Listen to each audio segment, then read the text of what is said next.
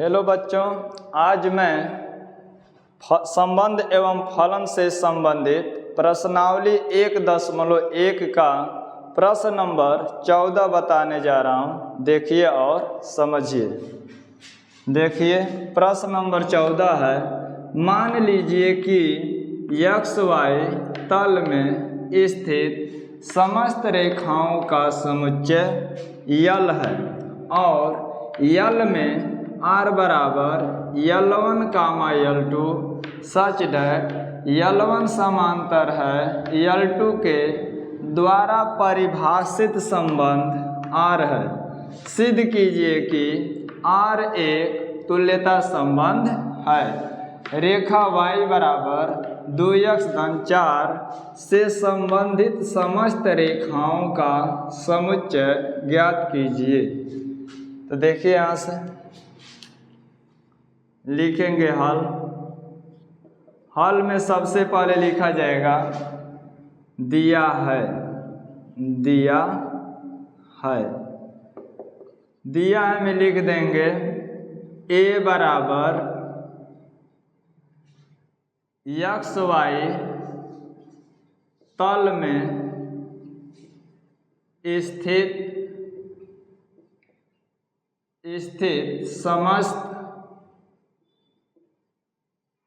समस्त रेखाओं का समुच्चय। समस्त रेखाओं का समुच्चय यल है। इसमें कह रहा है x y तल में स्थित समस्त रेखाओं का समुच्चय यल है। तो इसको हम चाहेंगे तो यहाँ पर लिख सकते हैं। थोड़ा यहाँ पर देख लीजिए, दिया है में लिख देंगे a बराबर यल बराबर x y तल में स्थित समस्त रेखाओं का समुच्चय तथा r बराबर लिखेंगे L1,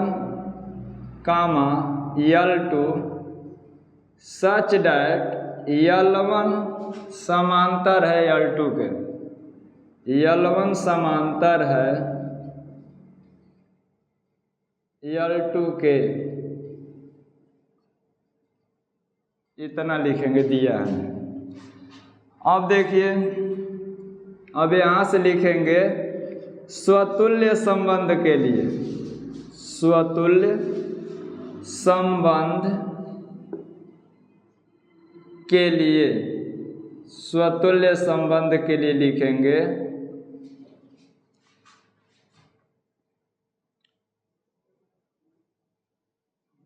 चूंकि प्रत्येक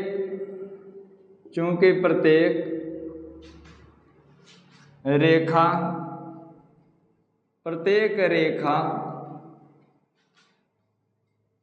यल स्वयं,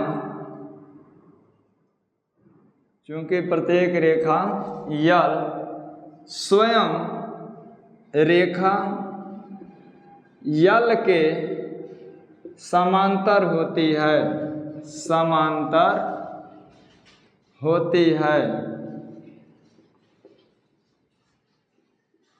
चूंकि प्रत्येक रेखा यल स्वयं रेखा यल के समांतर होती है, तो लिखेंगे imply that L belong to capital R।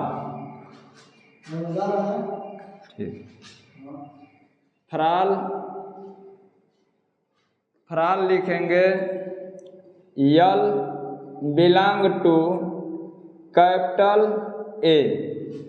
फ्राल L belong to capital A। अतः R स्वतुल्य संबंध है। अतः R स्वतुल्य संबंध है।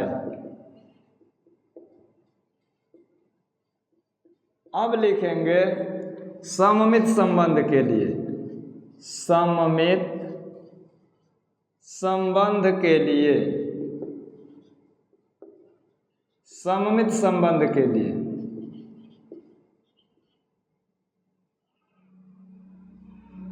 लिखेंगे L1 comma L2 belong to capital R। तो इम्प्लाइड एट लिखेंगे L1 कामा L2 के समांतर है। L1 कामा L2 के समांतर है। L1 कामा L2 के समांतर है, मतलब L1 जो है L2 के समांतर है। अब लिखेंगे implied at L2 comma L1 के समांतर है। जब L1 L2 के समांतर है तो हम लिख सकते हैं कि L2 जो है L1 के समांतर है। तो implied at L2 comma L1 belong to capital R। जब L2 comma L1 belong to capital R होगा तो लिख देंगे अतः R सममित संबंध है। अतः R सममित संबंध है। अब देखिए, अब यहां से देखिए संक्रामक संबंध के लिए, संक्रामक संबंध के लिए, संक्रामक संबंध के लिए लिखेंगे L1 comma L2 belong to capital R। तो इम्प्लाइड L1 L2 के समांतर है। L2 के समांतर है। अब लिखेंगे L2 comma L3 belong to capital R।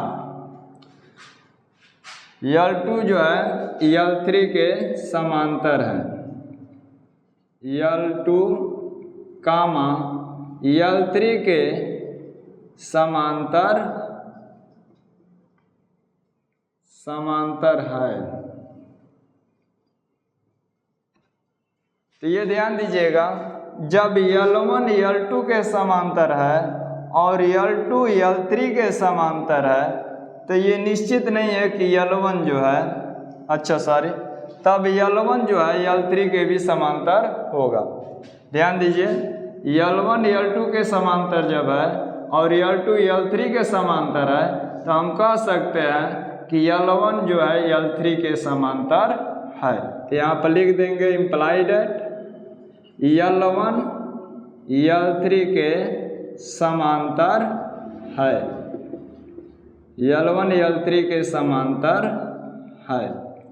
जब L1 L3 के समांतर है तो लिख सकते हैं implied L1 comma L3 belong to capital R। अतः R संक्रामक संबंध है। अतः R संक्रामक संबंध है। जब R स्वतुल्य संबंध, सममित संबंध और संक्रामक संबंध तीनों रहेगा तो हम उसको कह सकते हैं कि R एक तुल्यता संबंध है। लिख सकते हैं अतः R एक तुल्यता संबंध है। जब R स्वतुल्य, सममित और संक्रामक तीनों संबंध रहेगा तो हम लिख देंगे कि अतः R एक तुल्यता संबंध है। तुल्यता संबंध है। अब इसमें कह रहा है कि रेखा y बराबर 2x धन 4 से संबंधित समस्त रेखाओं का समुच्चय ज्ञात कीजिए। अब यहां से लिखेंगे, अब रेखा y बराबर 2x धन 4 से संबंधित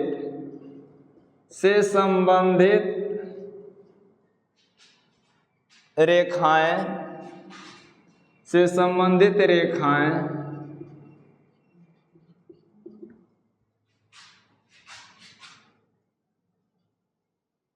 अब रेखा y = 2x + 4 से संबंधित रेखाएं, रेखा y = 2x + 4 से के समांतर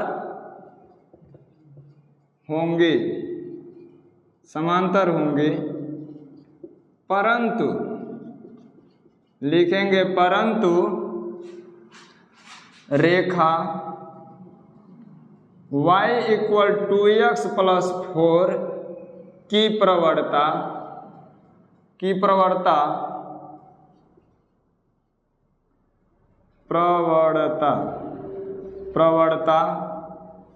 दू है, परंतु रेखा y = 2x + 4 की प्रवणता दू है। प्रवणता कैसे निकालेंगे? y = mx + c से तुलना करेंगे तो जो x का गुणांक है वही प्रवणता होगी, तो m = 2 प्रवणता हो जाएगा। तो वही लिख रहे हैं कि रेखा y = 2x + 4 की प्रवणता 2 है, अतः रेखा y = 2x + 4 से संबंधित रेखा y = 2x + c के रूप की होगी, जहाँ c अचर है। यहीं पर आपका आंसर क्लियर हो गया। तो बच्चों, आप लोग मेरे चैनल को लाइक और सब्सक्राइब करते रहें और अधिक से अधिक शेयर करें ताकि अन्य बच्चों को भी कुछ लाभ प्राप्त हो सके। धन्यवाद।